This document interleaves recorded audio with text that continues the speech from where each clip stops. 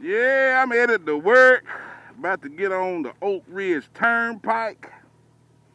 And if anybody knows anything about Memorial Day down there in Myrtle Beach, it was what they call Black Bike Week.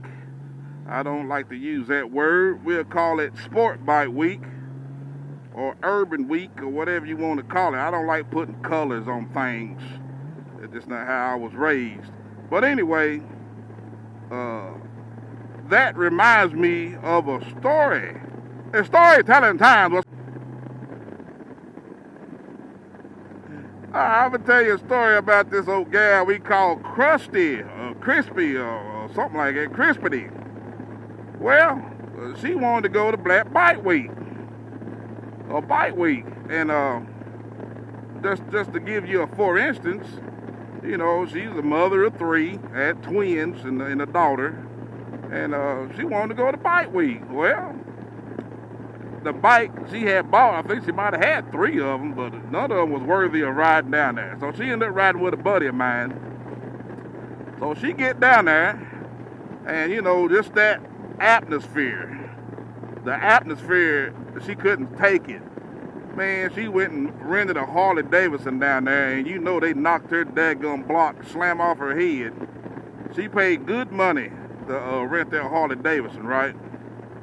And she rode around on that bad boy, and I mean, wasn't used to nothing like that at all. It wasn't even no big Harley, more like a Sportster or something a little bit, a fat boy, I think it what it was. Well, when we turned, boy, she would take a tractor-trailer turn. But thank God, you know, she made it through and didn't do nothing to the bike, and took the bike back to the folks and gave it to them, and no problem. Okay. The next year, she wanted to go, and then she got her bike properly fixed. So we get ready to go. She had no way of carrying any clothes, anything like that. So it just so happened we had somebody that was following us in the car. They threw her bags in there. I think she had it strapped down to her motorcycle, but it was getting ready to come off her bike. She was getting ready to sling panties and bras all over the interstate.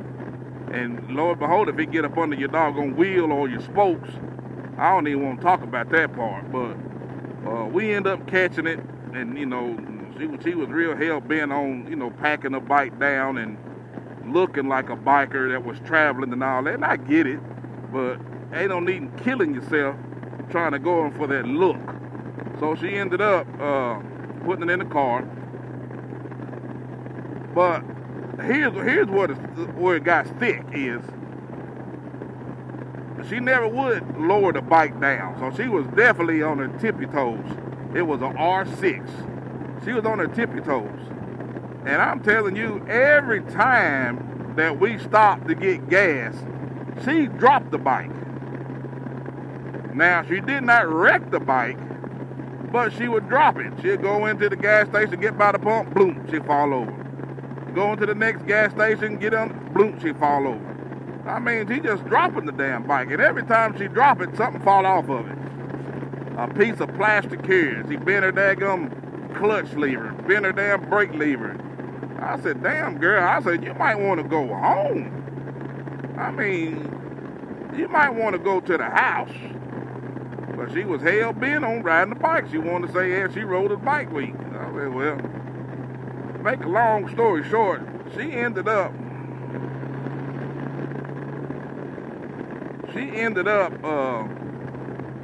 getting down there, right? And then, you know, she kind of rode with us a little bit in town, and of course, she was dropping it, bloom, in front of everybody. We pulled at the big old Hooters, and it was jam-packed, and showing up, bloom, drop that bad boy in front of everybody. I'm like, dang, blum. So the last day, we was going to ride down through there and hang out down in Atlantic Beach. Well, the last day, she pulls up her, and sure enough, she dropped that damn thing, boom, broke a daggone piece of plastic and a little bit of her foot peg. I told her, I said, look, you got to ride that sucker home. You have to ride it home. You need to go park that sucker and sit down and be still. Don't you pull that sumbitch out the garage no more until it's time to go home. This is a motorcycle. It's not a basketball. You can't keep bouncing this damn thing off the damn ground. It ain't going to keep taking that. And we a long way from home to be bouncing bicycles off the ground, motorcycles. Well, she took my advice and took it on home. And then the next day we rode home, and I tried to ride as far as I could each gas stop, so it would minimize her from stopping to get gas. But sure enough, without fail, she gets to the gas pump, whatever it is, she just dropped that damn thing. And I reckon she got good, and this is a bad thing I'm about to say. I reckon she got good at dropping it, because she was starting to drop it and not tear nothing up. You know, she daggone lay it down, get out from under it, roll over, do all kind of fancy, smashy magic tricks. But she wouldn't breaking stuff off the bike anymore. But daggone, man, I was just proud to get that girl to the house. I don't want to be trying to make no phone calls to nobody's children or nobody's people. I'm talking about you need to come down here and get your daughter, or your daughter's over here, boogered up here and carrying on. So that comes to the part where I used to always say, man, I ride with anybody.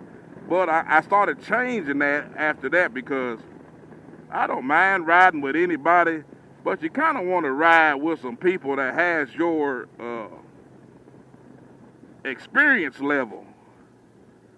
Not to talk about nobody, but some people are just plain amateurs, man, and you get behind some folks and they'll be going so slow. Not that anybody's in the race, but we traveling folks. We trying to get somewhere, but you want to ride with some experienced people, and especially traveling. Everybody's got to get their teeth cut and learn, their way of travel and all that, but not on a road trip. You got to get out there and ride that thing yourself. You can't wait to ride with somebody, or you ain't gonna never ride. Get out there and ride that thing yourself and learn, because you're going to make some mistakes by yourself, but you're going to know how to adjust. And then when you get on a road trip, you don't want to be that weak link or that one that everybody's trying to help all the time. Pick yourself up by your bootstraps, handle your business, and then go on. But don't wait until a big road trip in a group ride and you go out through there and, knock everybody over because you ain't experienced enough, and you done damn clipped everybody, and now you done tore up a whole bunch of bikes and hurt a bunch of people because of an inexperience. But the person that is experienced should know better and not invite them on a ride of that magnitude. You need to keep them on the learning level until they prove themselves to be able to handle that kind of responsibility, because that's exactly what it is. Because the person beside you, the person behind you are responsible, and you yourself, if you run the back of somebody, you got to be responsible. So those are the things of that story. I made it so long, but there it is. I'm almost to the workplace, and I think I'm going to go to O'Reilly's. I was looking at my poor tire kit for my bike, and I got 3 of them, so my tire kits are few and far between. I actually need to get 3 daggum compressors. I need 3 tire kits for each bike, and I need 3 compressors. You just don't know how many times I had to pull that tire kit out. Thank God I hadn't had to do it in recent years, but pull that tire kit out and plug a tire just to get my butt home. But what good is having a tire kit if you ain't got no air to pump in the bad boy? Let's go get us a tire kit and see if they got some over here. All right.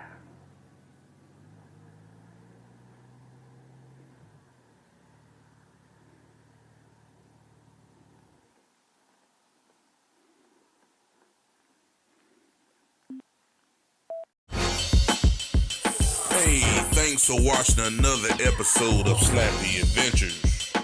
Please like, share, and comment.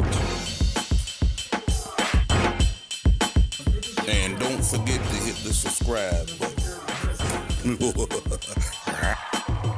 Hey, stay tuned for more videos like this. Thanks for watching.